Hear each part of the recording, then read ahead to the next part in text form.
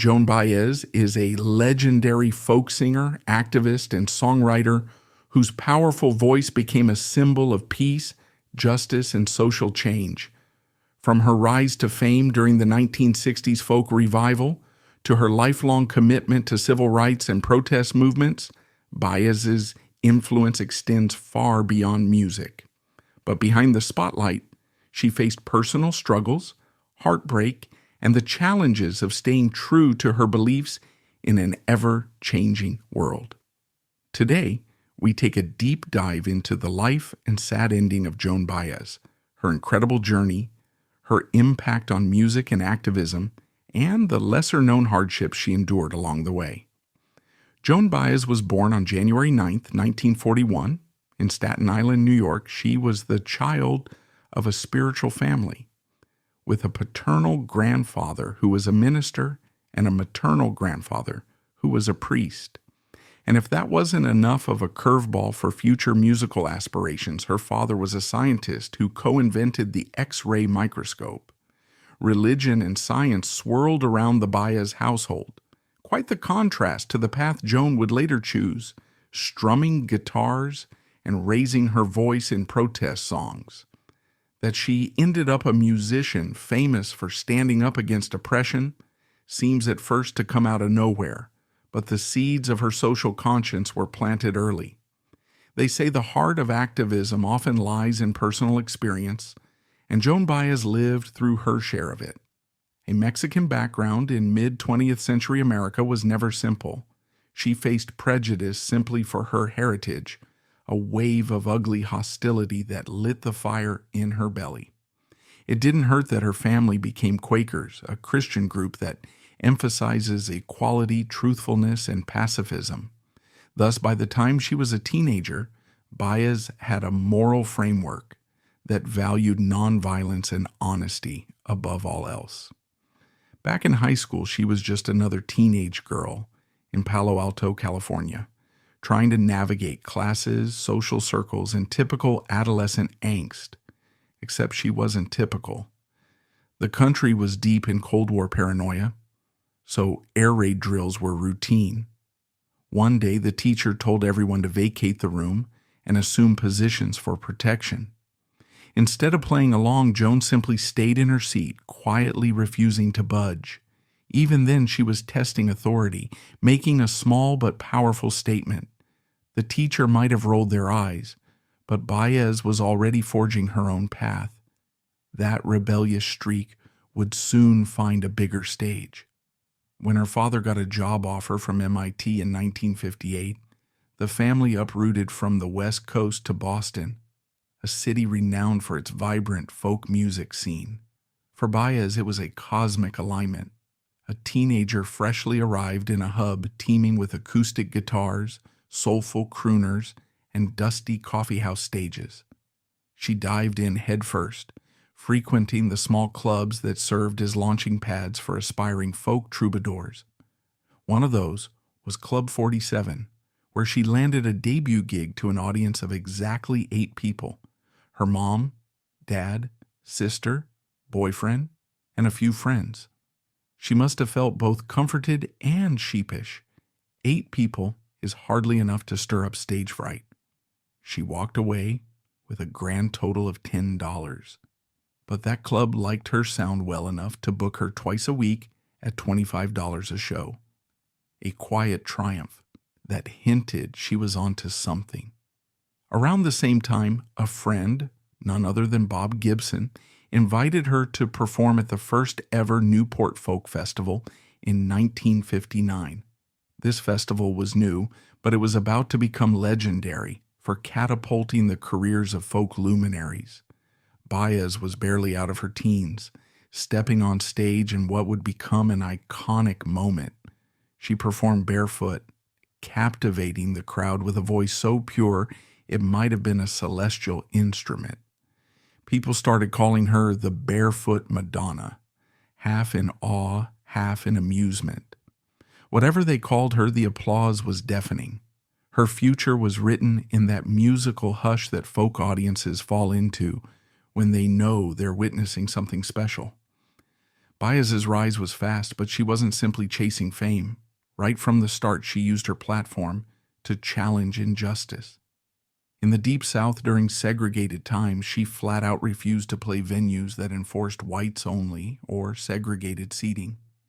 If that meant performing mostly at black colleges, so be it. She didn't care about missing big paychecks if it meant condoning racism. That stance made her a figure of controversy in some quarters and a hero in others. Either way, it was the first real taste of the activism that would define her. When the time came to record her first album, Baez faced a fork in the road: sign with a giant like Columbia Records or go with a smaller label called Vanguard. She chose Vanguard, hoping it would let her maintain autonomy over her music. It turned out to be a perfect fit for a fiercely independent spirit. They recorded in the Manhattan Towers Hotel, a bizarre setting for an album session. Imagine a dusty, stained carpet and just 2 microphones propped in a less than glamorous ballroom. Plus, the recording had to pause whenever the hotel ran its Wednesday night bingo. The result? Baez finished the entire album in just 4 days, sometimes nailing a track in one take. Critics gushed about the outcome, praising her ethereal voice, and soon she was playing major New York venues. Less than a year after a teeny 8-person gig, she was stepping out to a sold-out town hall. The SRO label on the ticket window mystified her. She first thought it meant sold right out, but learned it stood for standing room only. Either way, it was clear she was on a bullet train to folk stardom. Around the same time, she caught wind of another newcomer, a young scruffy singer named Bob Dylan, playing small clubs in Greenwich Village. She popped in, enthralled by his poetic lyrics and raspy voice. Sensing his potential, she invited Dylan to share her stage, effectively exposing him to bigger audiences. Soon, they grew close, both personally and artistically. For a while, they were the first couple of folk music. But stardom can complicate relationships. Dylan's own fame soared, and in 1965, during a UK tour, he neglected to invite Baez on stage. She was hurt and disillusioned. Their romance ended, and she threw herself into new musical experiments. Fresh from heartbreak, Baez pivoted. She recorded some classical pieces with composer Peter Schickele, an odd direction for a folk singer, but typical of her inclination to defy boundaries. She also poured her heartbreak into an album of Dylan covers, titled Any Day Now, as if rehashing the emotions she'd felt. But Baez wasn't just about love ballads and heartbreak. She was knee-deep in political activism, too. Her stance on the Vietnam War was vehement, urging young men to be conscientious objectors and refusing to pay the percentage of her taxes she believed went to the military. Radical moves for a young woman in that era. In 1967, Baez and her mother were arrested for blocking an armed forces induction center in Oakland, supporting draft resistors. Men and women were jailed separately, but Baez still managed to meet activist David Harris during her time behind bars, forging a connection that continued afterward. They married in a high-profile union in 1968, the media dubbing it a wedding of the century. While he was eventually incarcerated for dodging the draft, Baez gave birth to their son Gabriel, alone in December 1969. Marriage under such conditions was tough. They separated soon after Harris's release. Baez, reflecting on it later, said she realized she was meant to live alone, but she kept her faith in the activism they'd once shared. She never let up on her anti-war stance. In 1972, Baez traveled to Hanoi at the invitation of a Vietnamese committee, aiming to witness the war's devastation firsthand. She arrived just in time for the infamous Christmas bombings, cowering in shelters as the U.S. dropped hundreds of thousands of tons of bombs. On returning stateside, she not only condemned the U.S. government for the brutal attacks, but also criticized North Vietnam's leaders for human rights abuses. That honesty put her at odds with some allies. Jane Fonda famously turned her back, deeming the criticism of Hanoi unpatriotic. The rift between these two anti-war icons became news, but Baez never liked moral double standards. In her eyes, injustice was injustice, no matter who perpetrated it. Over the years, she continued pushing boundaries. She endured short stints in jail for her nonviolent protests, used her voice at civil rights marches, stood up for workers' rights, and championed countless causes. She was a staple at rallies, her voice a clarion call for peace. She also dived into personal rearrangements, like exploring different genres and collaborating with artists outside the folk world. She disliked being pigeonholed as the folksy Barefoot Madonna or Bob Dylan's ex. She had stints with more mainstream pop rock producers, bridging folk and pop audiences. She also took breaks to focus on raising her son, or just to breathe from the chaos. Some controversies came from unexpected corners. She recorded an album entirely of Dylan covers. She had comedic jabs aimed at her, like an SNL skit teasing her relentless seriousness about activism. She publicly feuded with Jane Fonda, endorsed Barack Obama decades later, and even wrote a 2017 protest song against Donald Trump titled Nasty Man. In her 70s, Baez was still thrusting herself into the cultural conversation, harnessing social media to release protest material. Meanwhile, she continued to appear at protests well into her senior years, chanting slogans with younger generations. For her, activism wasn't a phase. It was a life principle. She also dabbled in romance outside the protest scene. In the early 80s, she briefly dated Steve Jobs. It was an odd pairing. He was the forward-thinking Apple co-founder, she the folk icon, but apparently they connected over deep talks. It didn't last, with Baez not wanting more children and Jobs uncertain about the age gap, but they stayed friendly, each respecting the other's unique contribution to the world. With so much activism overshadowing her career, it's easy to forget Baez's musical accomplishments were enormous. She released over 25 albums, performed globally, and introduced a legion of fans to folk's emotional power. She soared alongside the protest anthems of the 60s, but her voice was timeless, a pure soprano that critics often called angelic. Rolling Stone eventually put her in their 200 greatest singers of all time, acknowledging that her artistry wasn't just about moral fervor. It was a primal, moving sound that awakened hearts. She crossed paths with countless legends, from Dylan and Pete Seeger to the Beatles and beyond, always carrying an air of steadfast principle. The public recognized her activism with many awards: a Grammy Lifetime Achievement Award, a Spirit of Americana Free Speech Award, and an Amnesty International honor, among others. In 2017, she was inducted into the Rock and Roll Hall of Fame. Some might say it came too late, but the timing allowed her to deliver a poignant acceptance speech urging the audience not to settle into nostalgia, but to channel their energy into current social battles. She had come full circle since standing up in that high school seat, refusing to budge for an air raid drill.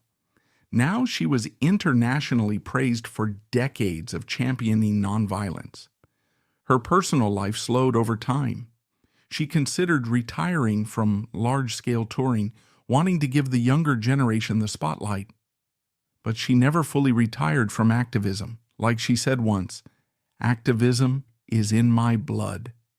She might not be up front at every rally, but her presence remains in the fabric of progressive movements worldwide.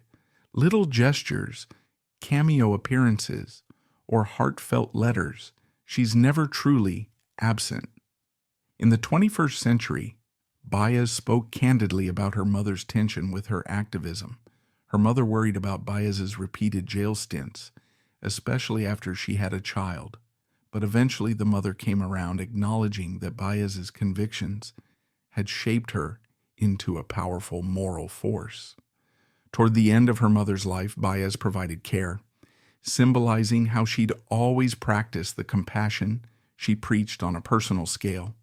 One might also highlight her Quaker background as a cornerstone of her moral reasoning. That emphasis on pacifism, equality, and truth guided her from age 5 onward. Even as she diverged into rock collaborations or had star-studded friendships, those Quaker roots remained. The concept of withholding war taxes came straight from that pacifist tradition, and it led her to push radical boundaries. She'd say, "If my spiritual beliefs don't align with the law, I'm not changing my beliefs." If you sum it all up, you get the portrait of a woman who was never purely an entertainer. She was a moral voice, guiding folks to pay attention to social injustices. In the Jim Crow South, she insisted on integrated audiences, pioneering a stance that many pop acts at the time didn't dare take. She gave early platforms to unknown talents like Bob Dylan, effectively rewriting musical history. She fearlessly criticized all sides, even allies, if she felt they were violating human rights. She endured heartbreaks, from Dylan's betrayal to the collapse of her marriage, yet channeled that pain into a lifetime of songs that soared with empathy. Her presence at protests spanned over half a century: the civil rights movement, the Vietnam anti-war rallies, the environmental crusades, Central American Civil War awareness, nuclear disarmament protests, women's marches, LGBTQ+ rights, Occupy Wall Street, the push for Dreamers, the Women's March, and beyond. At each of these events, there was Baez, perhaps older, perhaps less physically agile, but still singing, still shining those impossibly bright eyes. She said that while she might not chain herself to buildings anymore, she'd show up with her guitar and voice, and that was enough. The simple act of standing with victims or underrepresented voices resonated deeply in the public consciousness. Look closer, and you'll see that even her method of meeting hearts could be surprising. She used humor at times, surprising for someone parodied as having no sense of humor on SNL. She enjoyed comedic moments, and friends said she could be goofy behind closed doors, crocheting random patterns or mocking her own seriousness. But in public, she rarely deviated from her calm, determined persona. That unwavering approach made her a beacon. If Joan Baez was there, you knew the cause had moral legitimacy. In her 70s and 80s, she engaged with social media in small ways, like releasing that Nasty Man protest ditty about Donald Trump. No major label, no complicated production, just Baez's wit and a phone camera, posted online, letting the viral nature of the internet do the rest. Younger people discovered the 60s legend who hadn't lost her spark. Some found her tunes on streaming platforms, wondering how they'd missed such a powerful voice all these years. Her older fans applauded her continuing outspokenness. She breezed through the swirl of online comments with bemusement, occasionally responding graciously. By 2017, when the Rock and Roll Hall of Fame finally inducted her, Baez was gracious. She used her acceptance speech to highlight pressing issues, praising younger activists taking up the baton. It felt like a handing off of the torch, yet no one thought she was stepping away completely. Sure enough, in 2019 she clarified that extensive touring was behind her, but she'd appear at the occasional benefit or demonstration. After all, she'd never been the type to quietly retire to a cabin and watch sunsets without speaking up. For a woman who started her professional career playing to 8 people in a small Boston club, then soared to a sold-out town hall, later performing worldwide for thousands, the journey seems improbably grand. Yet the consistent thread isn't musical achievement alone. It's activism fused with artistry, moral conviction wrapped in a crystalline voice. Even her early mentors and peers recognized a certain holiness about her presence, hence the early nickname, the Barefoot Madonna. But that label was limiting. She was more than an angelic singer. She was a warrior for peace, ready to chain herself to induction centers, land behind bars, or blast oppressive regimes wherever she found them. To some, her biggest accomplishment is that she introduced Dylan to a broader audience. Others say it's that she used her popularity to push for civil rights, refusing segregated venues.